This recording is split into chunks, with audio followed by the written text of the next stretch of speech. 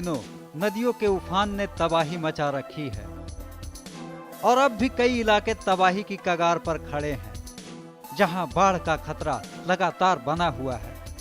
अगर रोहतास जिले की बात करें तो वहां भी सोन नदी के तटवर्ती इलाकों में लोग बाढ़ के खतरे से जूझ रहे हैं। एक तरफ नदी के जलस्तर में बढ़ोतरी हो रही है तो दूसरी ओर लोग सुरक्षित ठिकानों की ओर पलायन कर रहे हैं। सोन नदी के उफान से फसलों की भी काफी बर्बादी हुई है।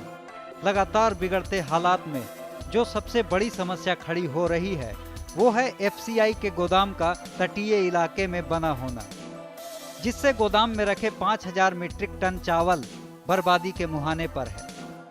जिस तरह से सोन की लहरें ग्रामीण इलाकों को अपनी जद में ले रही हैं, उसे देखकर राष्ट्रीय खाद्य निगम के गोदाम पर मंडराते संकट से इनकार नहीं किया जा सकता। रोहतास जिले के दर्जनों गांव पानी से घिर चुके हैं। लोगों के समक्ष रोजी रोटी के साथ साथ जान माल की हिफाजत की भी समस्याएं हैं।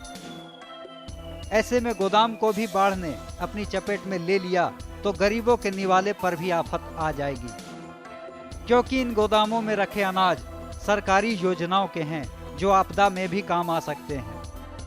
हालात ये हैं कि एफसीआई अधिकारी भी गोदाम छोड़कर भाग चुके हैं।